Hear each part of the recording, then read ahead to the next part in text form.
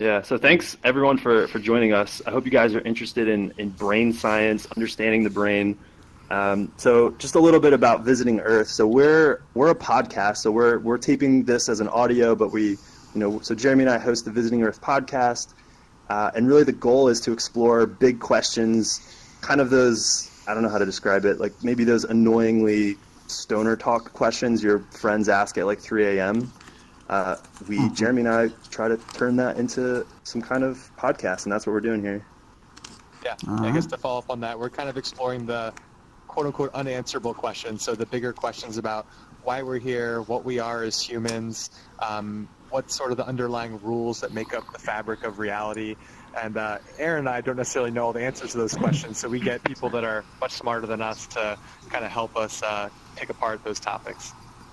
Yeah, so today's topic is an area that Jeremy and I kind of catch ourselves maybe trying to talk about and catching ourselves sounding really dumb when we try to explore it, which is neuroscience and really trying to understand the brain.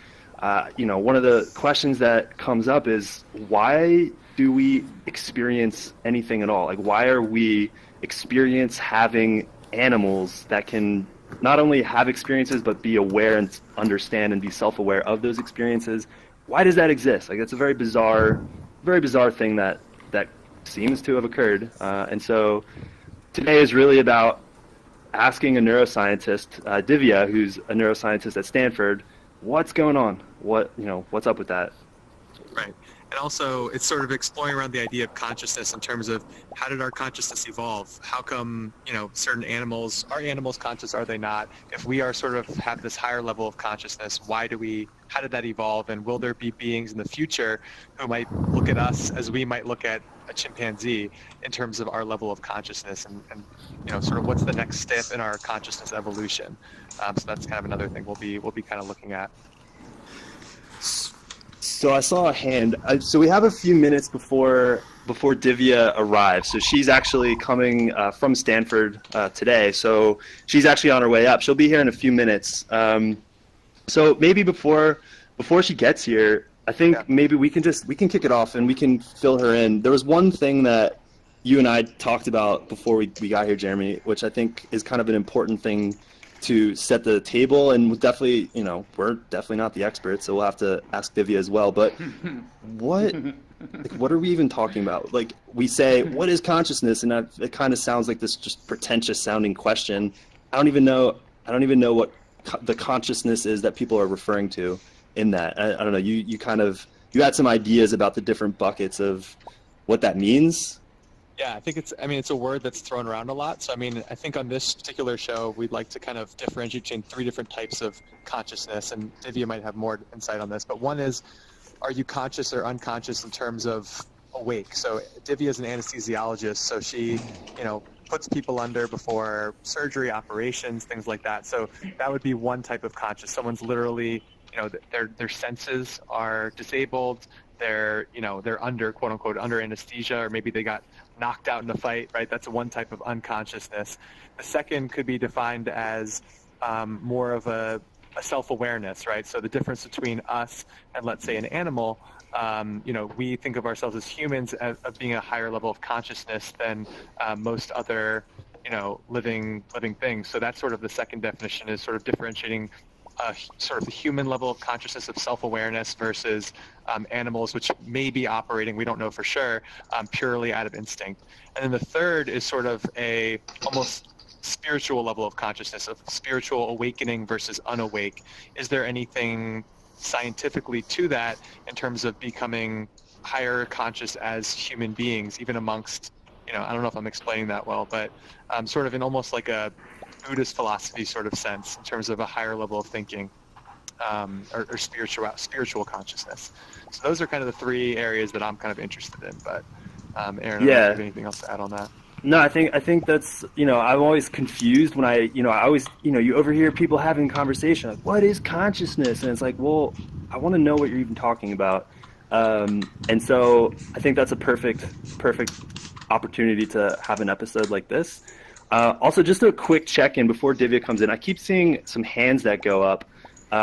So is there a way, I think I should be able to call Those are on- waves. What's that? Those are people waving. Oh, they're waving. Okay. I thought Yeah. maybe there was, someone had like a Yes. comment or question. Is there anything before we have Divya join? Is there anything like anything that you guys are interested in about consciousness or things that we should be sure to ask her? I actually have a question. Sure. I've heard a lot about that cryogenic freezing right before death, and people think that they may be able to have another life or revive. What are you guys' thoughts on that? You think that will ever happen, that reviving part? Dude, that's such a good question. Okay, yeah, so that's perfect. Yeah. So I actually I wrote an article about this for Motherboard about a year ago, and in doing the research, one of the big questions around cryonics and reviving people post death is, in order for that to be true, in order for us to take someone who's passed away and passed on, but we can preserve the physical infrastructure of their brain. If you can preserve every synapse, every axon, all of the synaptic connections, what's called the connectome, all of the, interlocking, weaving neurons in the brain, is that enough to preserve A, consciousness, and B, the, what we would refer to as you, the personality. So this is actually one of the questions I really want to ask Divya is, and it's important to cryonics, is consciousness and who you are as a person physically located in the structure of the brain? Is it a material, physical thing, or is there something outside of the physical structure that also is included? And this is a question. So the cryonics community is definitely banking on this materialist view of consciousness and of personality that says, who you are is just a series of patterns in your brain. So that's a great question. I would love to ask Divya more what she thinks. Great, thanks. I got a Just follow-up on before that. I become quiet. Would you guys freeze yourself right before death? I have a question. Would you guys do it? I would probably not. Personally, it's not something I'm interested in. I don't know. Jeremy alright, Jeremy doesn't look. thanks. Jeremy, I would personally. what if you wake up in a dungeon Disagrees. cave 500 years in some torture chamber? I'm Oh, cool We with can't that. control would that. be good. So we had. I think we had one more question. Yeah, I was wondering, in the freezing the cryogenics or cryonics, do they also freeze the brainstem and the spinal cord, or is it just the brain alone? I believe they try and preserve as much of the body as possible. I think the real holy grail is that brain preservation, which as an engineering challenge is actually really hard to do. Actually, a year ago was the first time that it was a team out of MIT demonstrated. The mouse? It was the first mammal. It was a rabbit actually, and so what they did is they actually took the brain of a rabbit and they basically froze it into this glass block essentially, and then were able to then remove all the chemicals, thaw the thing, and they were able to show that they had perfectly stored every synaptic connection down to the microscopic level inside the brain of this rabbit. And so we now know we can do it. So we can do it with the brain. And so of course, if you have access to the rest of the body as well, a lot of theories of consciousness is that consciousness, or at least our human version of consciousness, requires a body for it to also function. So yeah, I think so. Cryonics is definitely aimed at preserving as much of the human body as possible. I have a question over here. Is Yeah. still time? Yeah, we have a few minutes. Divya's still on her way. She hasn't yet arrived, but she's coming. So This is the part where you could save the brain, but is there a way you could save the brain as in a computer? Isn't it technically in a different perspective instead of organic, put into mechanic way or something like that? yeah, so this is actually that's a great point, which touches on the cryonic stuff and also something that we want to ask Divya. One of the questions I know Jeremy and we both have and we talk about is, and to your point, is the brain a computer? And what I mean by that is, the synaptic firing of a neuron, one neuron fires and that tells the next neuron down the line whether to fire or not fire. That appears to behave very similarly to how bits of information, fire or work in a computer.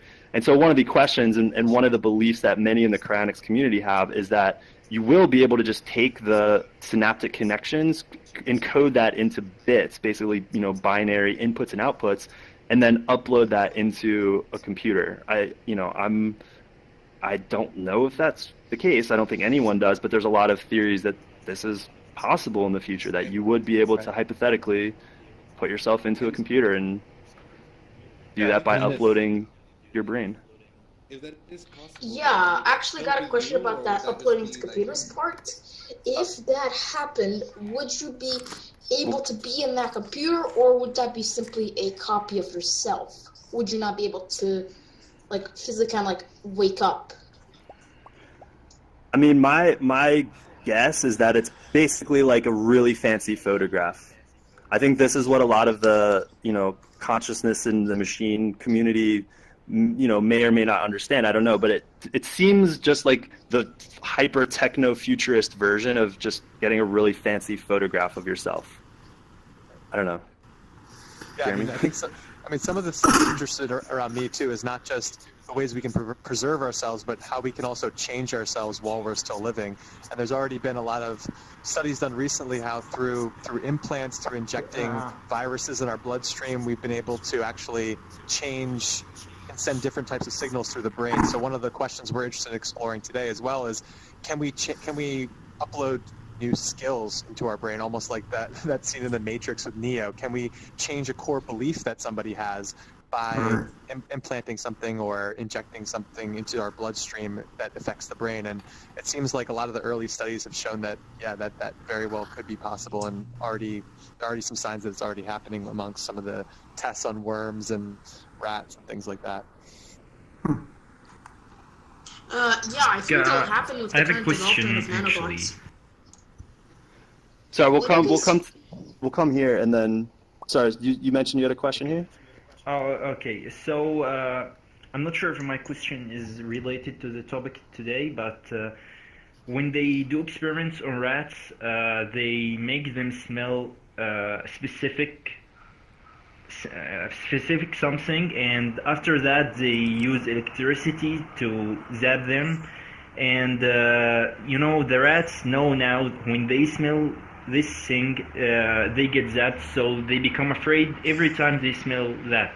So their children, actually, who never get zapped before, they get afraid after they smell that thing without, they haven't experienced the electricity before, but they're still afraid. So my question is, can actually thoughts be inherited through generations? I think the answer to that is yes. That's actually something we touched on a little bit in our last podcast, something we want to explore further. But a lot of the recent research in epigenetics has showed that actually this is pretty new actually in terms of findings, that the things that we do in our life and the experiences that we have can actually be transferred genetically to our kids, to our grandkids. So, similarly to the example you mentioned, but even if you live a fearful life, or if you have an experience where you're afraid of something, that same type of fear can potentially be translated down to a future generation. So it becomes a part of the pre-programming that you're born with. So I don't know if Aaron, you want to expand upon that as well. Yeah. Think about it. Like we're probably just walking around with some like ancient fears that our ancestors just acquired from who knows what kind of chaos they had to navigate, and we're like the result of that. Right. Yeah, I think there was some experiment that was done where some like fly larvae like just emerged from just basically were essentially just born. They showed it the shadow of a bird, and they immediately kind of knew to scatter away. And it's like, that's obviously was pre-programmed before they'd had any experiences at all. So that also brings up the question: is what kind of pre-programming do humans start with? How did it get there? And can that programming be changed through modifying the brain or injecting certain things into the brain, things like that? Jeremy, real quick, so this is very crazy to me just to understand, but apparently we filled this room, and there's a second room of people that we actually can't even see, which is crazy. There's that many people that want to come learn about brain science, which is awesome. So if anyone in the other room that we can't see you right now has a question or wants to make a comment or something, for now, you can raise your hand, I've been told, and we can pull you into this room. And so feel free to, actually here, dude, I'm going to do it right now. This person. Hi, Jane. Can you hear us? Yes, I can. Sorry, I was just demonstrating how to do that. So, oh, nice. In my space, Alex, if you want to go to your emoji panel and click on the hand raise, you can. Oh, amazing! Jane is speakers. Breaking it down for us. Cool. All right, Jeremy, do you want to take one of these questions? Yeah. Sure. I don't know how to do it. Just click on it. How do I undo? All right, hello. I have a question about not really only about brains, but mostly about the whole universe. Do you guys think that we're living in a simulation? So I definitely okay. So this is another question that I've talked to Divya, who's going to be on the show, about, and this is something. So there's a great New Yorker article that outlined in order to believe that we live in a simulation, there's really two premises that you have to subscribe to for that to be true. The first is, and this is not unlike the question that was raised earlier with the idea of uploading your brain into a computer, is the brain essentially a computer that can be encoded into binary information? So if we're living in a simulation, the first premise that you sort of have to believe in is that our brain is a computer, that our synaptic firing, the neurons in our brain, stand in for the bits of ones and zeros that would be essentially running a simulation. So that's the first premise, and that's definitely the core of what we want to ask Divya is, does she believe, is it correct to think of our brain as a computer? And then the second premise to think that we're living in a simulation is that in the future or in some hypothetical past that we're, the spawn of, there's just incredible, just insane, extraordinarily a vast amount of computational power, far more computational power than anything we could, even realize or recognize as, what we use today. That isn't as far-fetched as it seems. Like, look at what we're doing right now. Like all of us in VR right now are in a simulated world. Like, we are living in a simulation in this world right now. So it's possible that in the future that's the case. But to come back to your question, I think we definitely want to ask Divya, is are our brains computers? Is that an appropriate way of thinking about it? Well, if you consider that we are receiving stimulus from our sight or all other senses, then if our brain receives those signals and interprets and creates the world into our brains, so that's a simulation. That's basically a simulation from whatever outside source we have. Yeah, me and Aaron talk about how we all are just like these big sensors. We're just like kind of big sensors that walk around. What I mean is our bodies, our real bodies, has sight senses. We have hearing, we have taste, and all other feelings. Hey, so I'm we here. receive this. Hey, we receive this from the outside. Hi, Sorry. Jeremy. Hi, nice to meet you. If you're wondering what I look like in real life, too, this is very similar to what I actually look like. So, Awesome. And you've seen me, Divya, so you know that this avatar is, somewhat a good representation of me also. Even hotter. Amazing. Thanks so much for being here. So we'll get started. Thanks everyone for the great conversation and the questions. I think Divya, they've been asking some great questions and definitely touches on some of the things we're excited to ask you about. So before I just to introduce to everyone to Divya just a little bit. So Divya is a Harvard and UCSF trained neuroscientist on the anesthesiology faculty at Stanford University. Her work applies EEG technology to understand what human brains look like when they lose and regain consciousness. And so this episode is really trying to dig into what are we even talking about? What is this consciousness thing? So Divya, thanks for doing this. Yeah, my pleasure. Is this your first time in VR, by the way? No, I've been exploring mission to ISS and doing a bunch of EVAs through that. But yeah, it's my first podcast. Oh, VR. cool. It's cool, right? There's like you feel like you're actually here It's with awesome. people. Yeah. Awesome.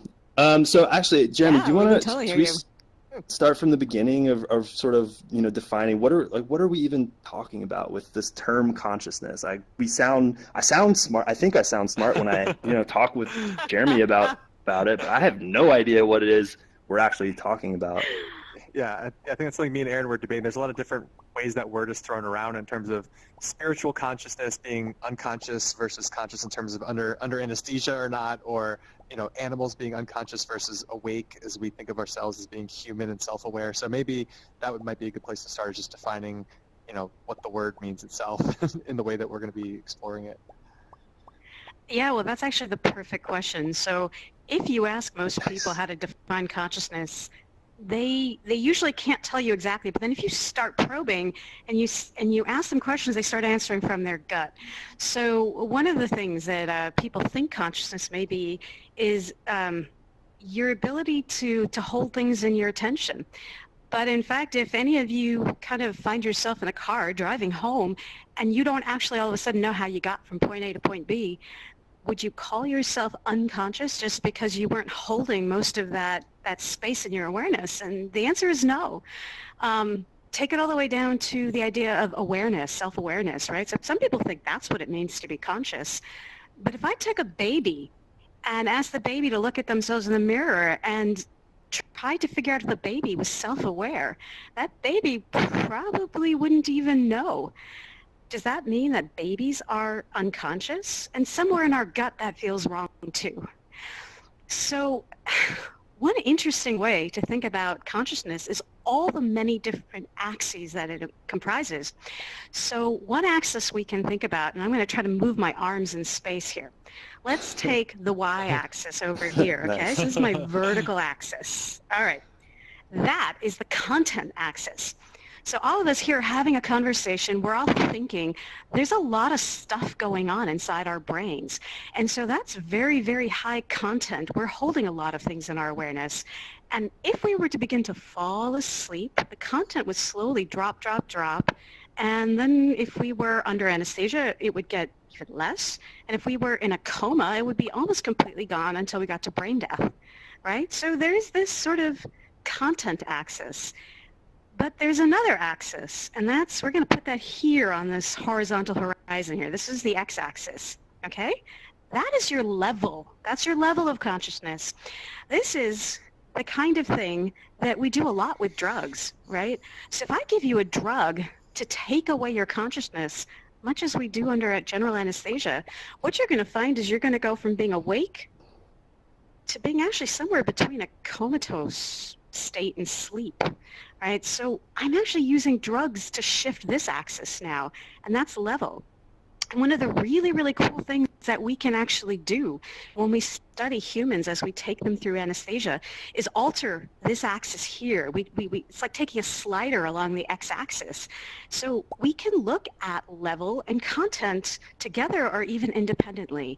And so now let's start talking about consciousness as a two-dimensional space. So when we are awake, let's look at our graph again. Here's our our y-axis.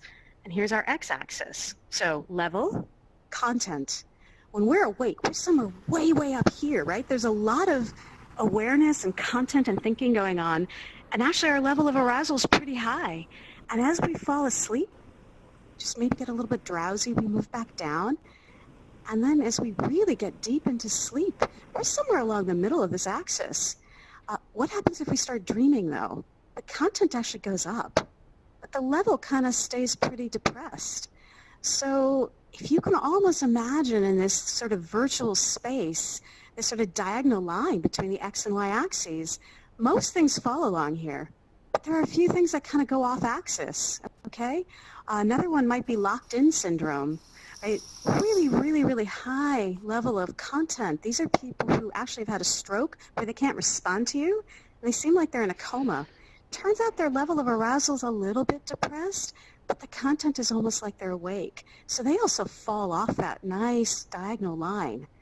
So let's start thinking about consciousness as these two axes, content and level. Yes? Is that also true for non-human animals? Is it the same? Does this apply? These two axes apply across the animal kingdom? So great question, and I'll also tackle one about paralysis. All right, so let me do the paralysis one. That's a little bit quicker. With paralysis, all you have done is stop the muscles from moving. So you've stopped the motor output. Yes? Sleep paralysis. That's a different issue, and that is when we start dreaming, our muscles actually stop moving. So that's more like in REM sleep. So we're kind of off that axis where I had described before, high content and slightly lower level of arousal state. And then to answer... Whoa, Divya, I think you might be in a different room than us. Are you... Jeremy, do you see this? Can you hear the audience? No, so I think you're actually that's really funny. You're actually standing in front of a different audience than Jeremy and I are. so to us, it looks like you're just talking to a ghost a little bit. Yeah. Is that really possible? Both of you guys. No, yeah. Okay. So do you need me to step somewhere to get? No, I think your avatar is also on in the main room with, I don't know, main room, but like fancy main room. Jeremy, the same room that Jeremy and I are in.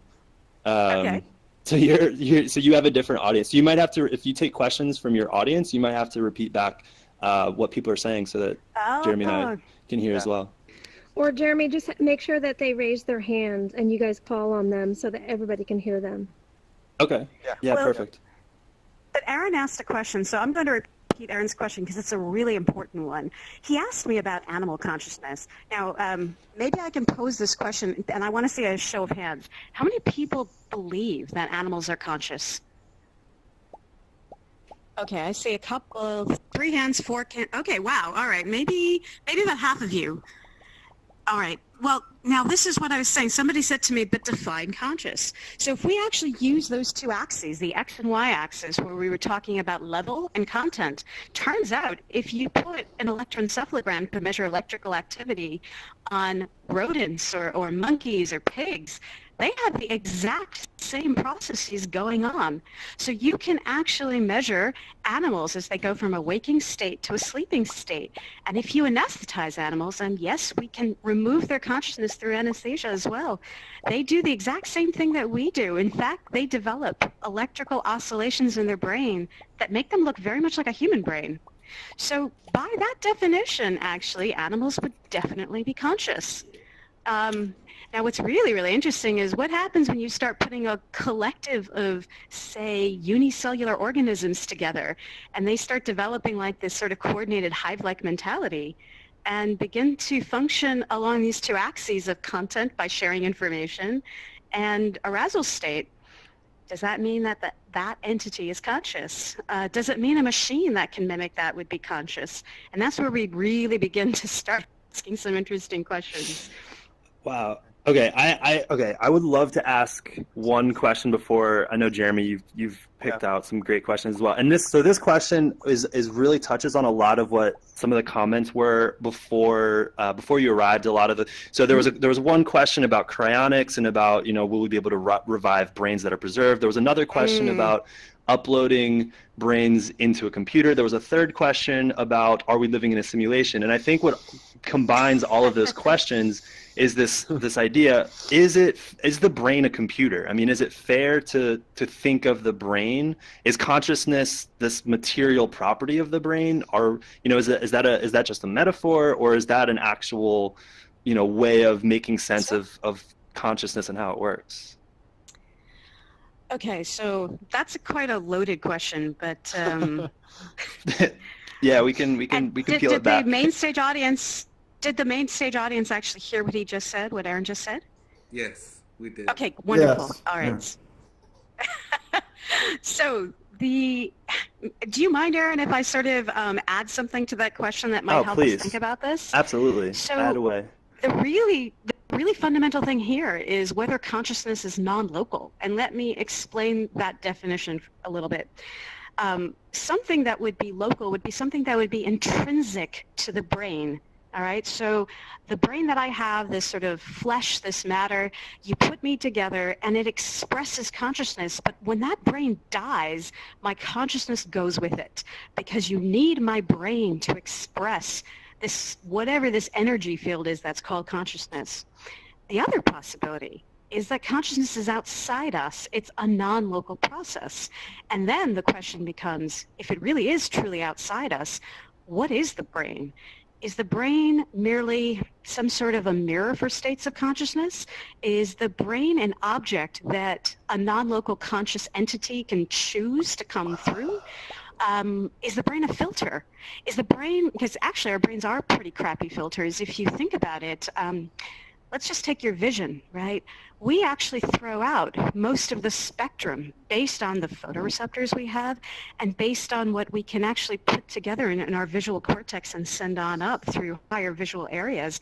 So we throw out almost all the data in the environment that other animals might be able to see. We do that similarly with our hearing and our sense of smell. So our brains are actually just a filter, a very, very narrow filter that help us survive in our ecological niche. What if consciousness is simply a filtered energy field that enables us to survive in the bodies that we have found ourselves in through evolution? Right? So that would be one way that a non-local consciousness could actually come through something that was material. And then the next question becomes, if that's true, but think about this. Let's really extrapolate this out, okay? So now we have two other problems to contend with. What if I were to build a simulacrum of the brain? So basically simulate every single neuron, dendrite, synapse, neurotransmitter, and be able to generate all the kinds of electrical activity we can measure in brains right now. And there are groups that are trying to do this. It takes so much exponential computing power that we haven't gotten very far yet. But at some point we probably will.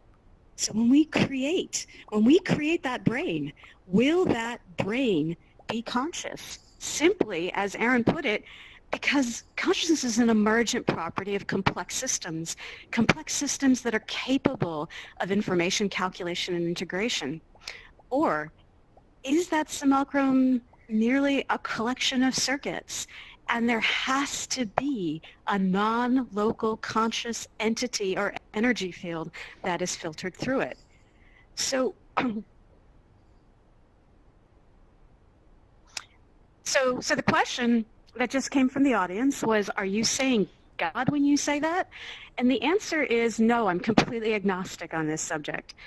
What I am saying is that, for instance, if you take quantum mechanics and you have a subatomic particle, we can actually find by smashing these things and generating two particles at the same time that are sister particles in completely, they end up in completely different locations, but they seem to know everything about one another. Right, so Einstein called this spooky action at a distance, but at a quantum level, that would be one mechanism through which consciousness could act at a distance. The ability to calculate information and simply exist doesn't necessarily have to be located in a biological entity, but that doesn't mean it has to be God unless you want to call it that. And in fact, in some spiritual traditions, so let's go back again to Aaron's original question, people talk about spiritual consciousness.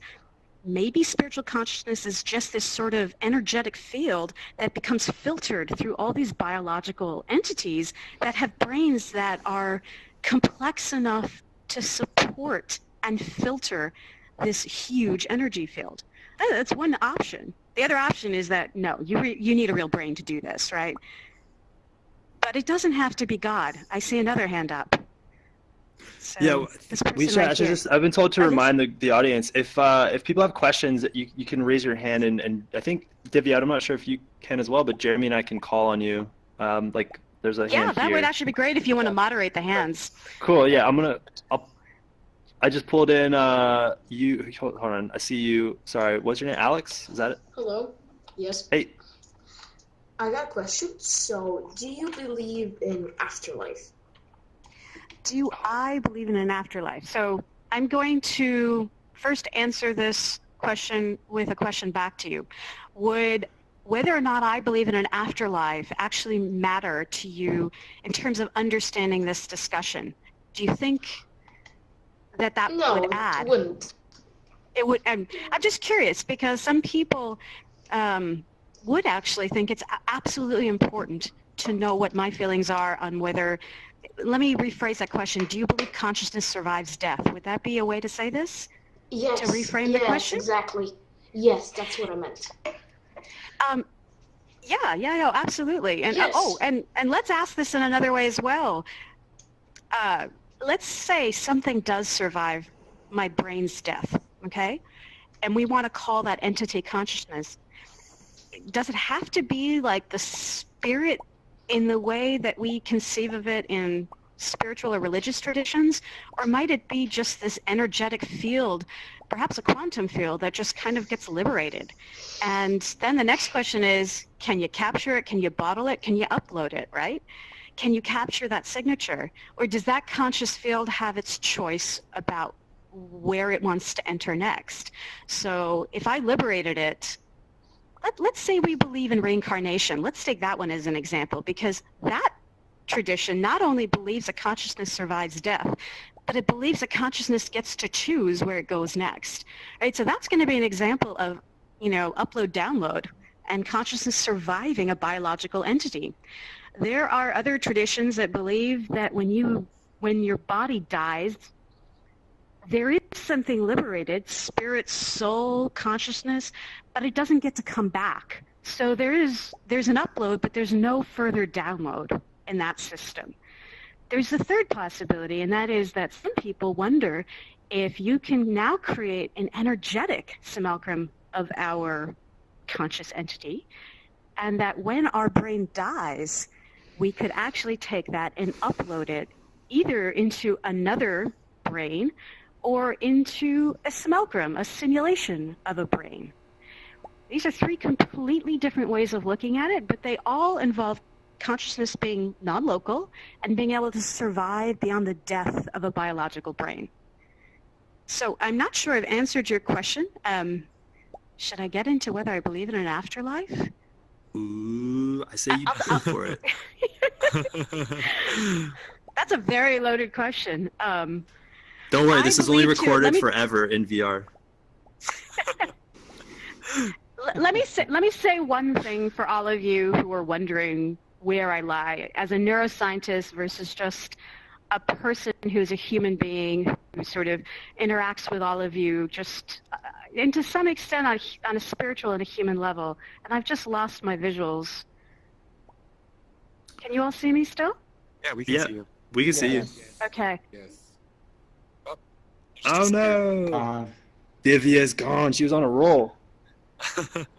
Jeremy, we gotta jump in with the question that you were gonna ask about the Yeah, Divya, I can't hear you. I can hear you in the physical room next to me. That's not virtual reality. Back on the line.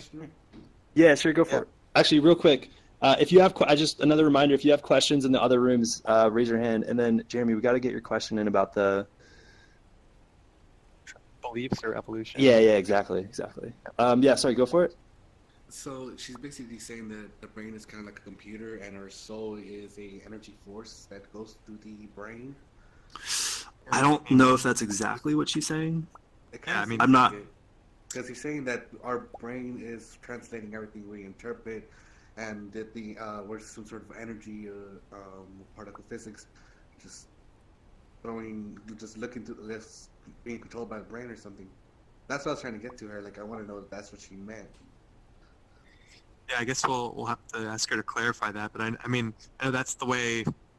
I mean, I personally think of it a little bit, based off of Divya's explanation, is that they're sort of, I'm a tech nerd, so I think of everything in terms of the computer. So to me, the consciousness would sort of be the electricity that powers the computer, right? So if the computer breaks down and the software breaks down, which is kind of your brain, the hardware, which might be your body, the electricity doesn't necessarily go away, right? That can go and power another computer. But the question is that electricity still us? Just because it was powering us doesn't necessarily mean it has our memory. Doesn't necessarily mean it has the things that we think of ourselves. So I think a lot of the question is with afterlife is what's your own identity? Do you think of yourself as the energy that powers your body, or do you think of your identity as your mind? And we'll get more into that question, but I think Divya might have rejoined us here. Yes, I'm back. Can you all hear me? Yep. Yeah. Welcome back. Yes, wonderful. Yes. Thank you. All right. I heard a little bit about what you were saying. Not sure. Maybe my consciousness temporarily disappeared and it's re-entered my avatar. VR jokes. Okay, Very odd. This is in VR. This is such an interesting environment to have this conversation. Yeah. That we can explore. That's like it really is. Yeah, like what just happened? Like your avatar disappeared. Does that mean the Divya that we all know lived on beyond the death of your avatar? Yeah. Was I temporary spirit? That's right. Or did I just enter a parallel dimension? We haven't even talked about that, right? If physics says that there are actually parallel dimensions, can a consciousness slip between parallel worlds? And if there is a version of you in all these different parallel universes, is there a consciousness that's located to your biological brain in each of these parallel universes that's somehow like a photocopy of itself, but one that maybe isn't able to evolve? Or are there completely different conscious entities that actually occupy each of your biological brains? And then what happens if we are not really in a 3D universe, or let's say 4D if we had time? Let's say we're in one of these multidimensional universes that is also predicted by string theory and brain theory. This is membrane theory. Then what happens to us? How do we exist in 2D in a world that's all about lines? How would we exist in like 7D or 20D? Whoa. Yeah, I don't even have an answer for this one yet. I do think about it sometimes. Now, I want to ask you guys also another question. How many of you at this point, I mean, we're getting pretty sophisticated with robots, with AI. I was just listening on NPR to a company that's developing a bunch of sex bots down in LA. Okay, so now the question, the NPR interviewer asked a very obvious question. What makes you think that a human would actually believe that their interactions with this robot were real, that could actually substitute for human companionship? Well, there's a couple of very interesting things. One, we're finding that, let's take the world of VR. People actually respond pretty well to chatbots. If you take someone who's depressed and you put a VR psychiatrist in front of them or a coach, they actually tend to respond to it almost like it's a human. So we very quickly tend to imbue anything in any space with human-like qualities, and that includes consciousness, even if they're programmed to respond to us. But what happens when we start developing robots and AI that are really, truly capable of evolution, at least in this space of evolution in terms of machine learning and building more complex versions of themselves? Let's say we gave that computer a Turing test, right? And the Turing test, just so we're all on the same page, is basically that interaction between human and robot where they ask questions and interact with that non-biological entity, and at some point they can figure out that the thing that they're talking to is not human. It is a test for consciousness. So here's an idea. Suppose we create such a sophisticated simulacrum. We build something that looks very much like a human brain, but in silico or out of circuits, outside ourselves. Initially, that thing is not conscious. It begins to interact with a human. But in the process of a human being with consciousness observing it and interacting with it, it begins to develop consciousness. So it's almost like this evolving Turing test, where at the start of the Turing test it wouldn't have passed, but by the very act of being observed and by the interactions it's having with another conscious entity, it becomes conscious. Is that possible? And then, I mean, all bets are off. If we can endow entities with consciousness simply by observing them, then, gosh, possibly the definition of consciousness would extend well beyond anything that we have ever thought to this day, well beyond animals, well beyond humans. Hey, Aaron, I'm seeing lots of hands. Yeah, so I actually so we Yes. definitely want to take questions. Before I want to let Jeremy ask a question that we've been dying to ask you for weeks now when we knew that we were going to have you on, and then we'll come back to some of the audience questions after that. Yeah, Sure. so I think I've got kind of two here, but one is in terms of, I think this might be more related to your horizontal axis, but it's really in terms of the evolution of consciousness in sort of two ways. So one is, there's chimpanzees, there's Homo erectus, and then there's, modern day Homo sapiens. I would think of myself, or I'd like to think of myself, as more conscious than a chimpanzee. How did we get from one place to another? How did that evolve? And also, where could the evolution of human consciousness be going? Will there be a human 2,000 years from now that will look at me similar to the way that I look at a chimpanzee in terms of my level of consciousness? And I'll be like, oh, I think I'm the pinnacle right now, but really I'm not. So I guess it's going to be a lot of questions in one. But so there's that kind of evolutionary level, and there's also a single human's evolution in consciousness from baby to 3-year-old that maybe understands that other people have thoughts, to most humans, to maybe Buddhist monk status of enlightenment, right? So I'm just trying to understand, what are those different levels, how do they evolve, and where might that evolution be going? Did everybody hear Jeremy's question? I just want to make sure, otherwise I will repeat it. Yes. Yeah, I get some nods. Good. Okay, wonderful. Okay, so that's a very loaded, complex, really interesting question. So you almost started off by asking, how does the possibility of the evolution of consciousness work in with your axis system? And then you brought in the idea that, I kind of want to think I'm a little bit more conscious than a chimp. I mean, I'd like to think that. Maybe not Jeremy. And then what happens? Not me personally, but most people. And then what happens if a human 2,000 years from now looks back and says, I'd like to think I'm a little bit more conscious than Homo sapien? Come on. That Jeremy guy, he was, what a... So here's what I would say. I mean, this question is an interesting one when I think about it in terms of axes. So I'm going to answer on the fly. So forgive me if I work this out with you guys as I'm thinking about it. That x-axis, I'm going to take my hands in space again and move them this way. This is the one with level of consciousness, right?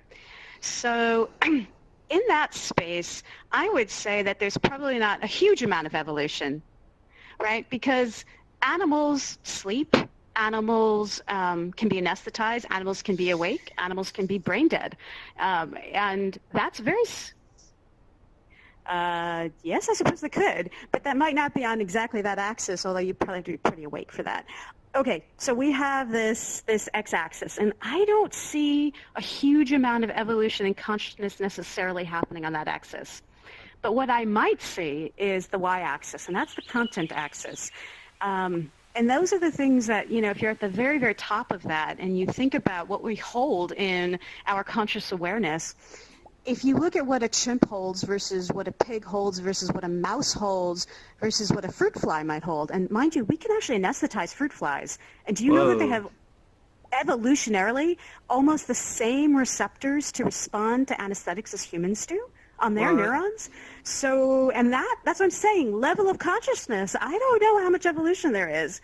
But in the content, I think we probably all argue that our thinking systems are far more complex than that of a fruit fly.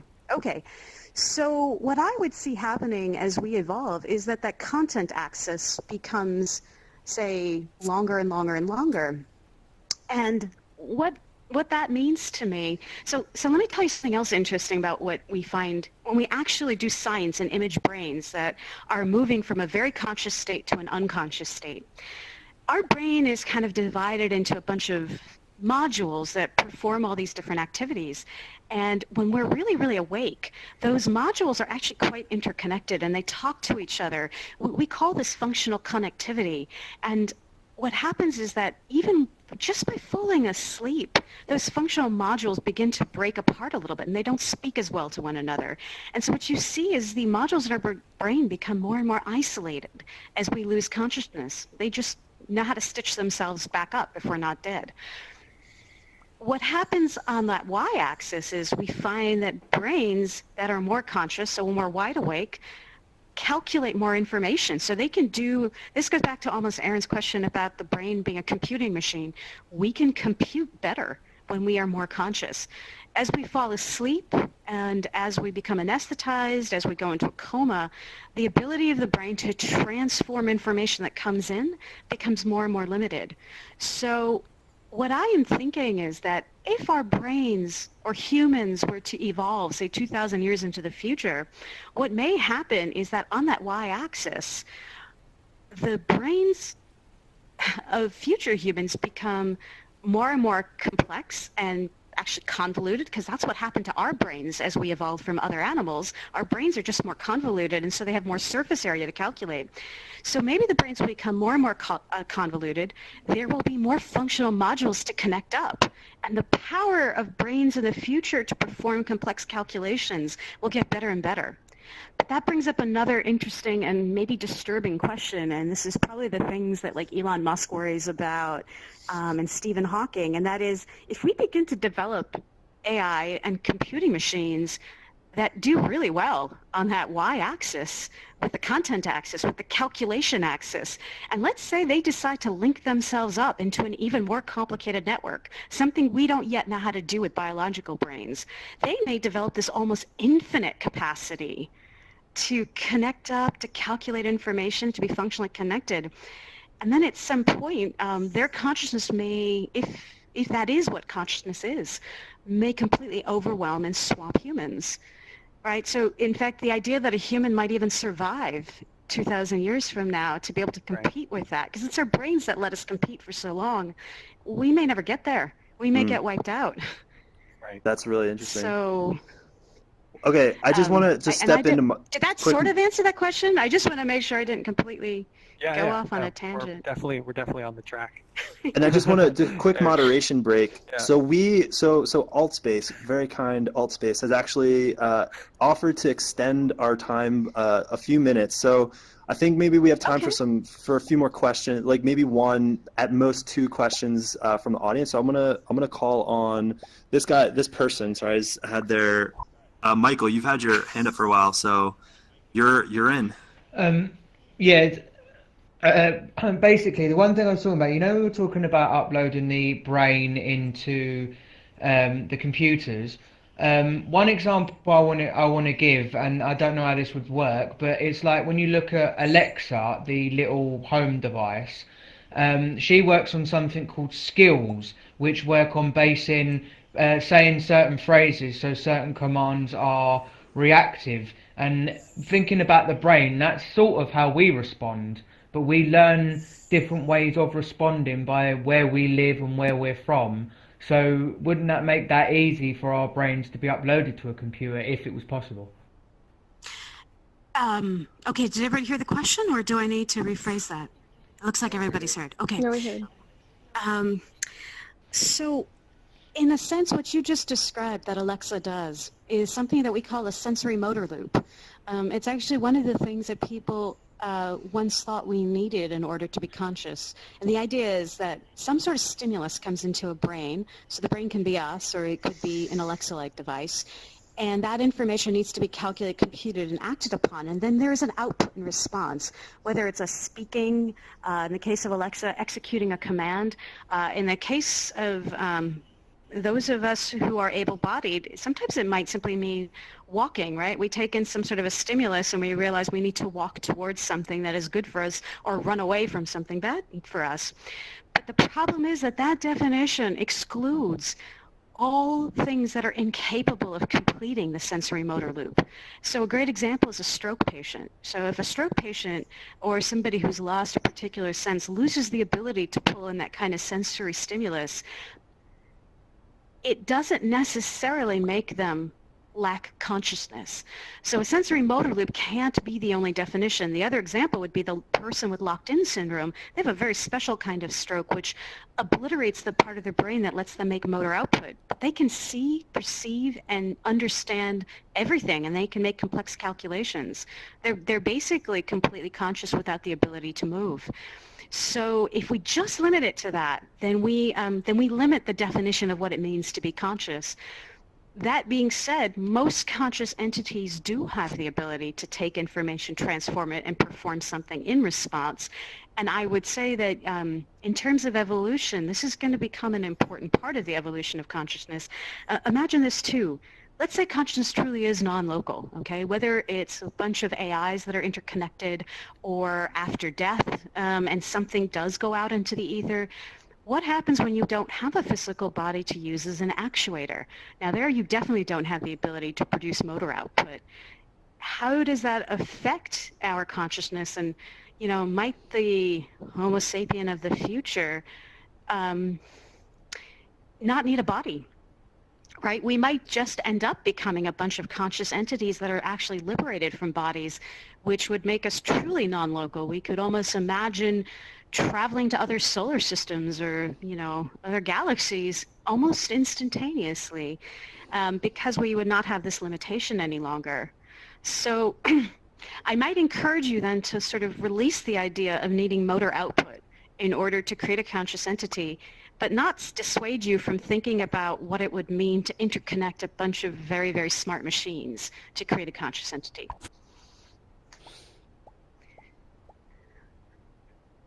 Great. Any other questions? Maybe we have time for one or two more. I'll say one more question. There's one here. Or Jeremy, you calling on it? You got it. I don't All right. know how to do it. Okay, we got Eduardo. You had your hand raised, but now it doesn't appear that you do anymore. All right, we're gonna go here to Phil. I don't know how to pronounce your avatar, but it's a great name. You're on. Feline nut. What is it? Feline nut. Oh, nice. Cool. I like cats. That's the bottom line. Okay. Dude, cats are amazing. My question goes to conscious existence. What is the primary principle, or what would the primary principle of conscious existence be for a machine? What would be... Are you asking what a conscious entity's prime directive would be? Correct. What would it Okay. be? What would be the meaning of their prime directive to live? Why do we exist, Jeremy? I don't know. That's why Wow, Divya is here. all right. So... Enlighten us. That was hard. Okay, that one's pretty hard. If I just went at it from a scientific perspective, Darwinian, etc., it would be to simply survive and keep this body alive, right? Because we do a lot of stupid stuff just to keep this thing alive, this flesh, right?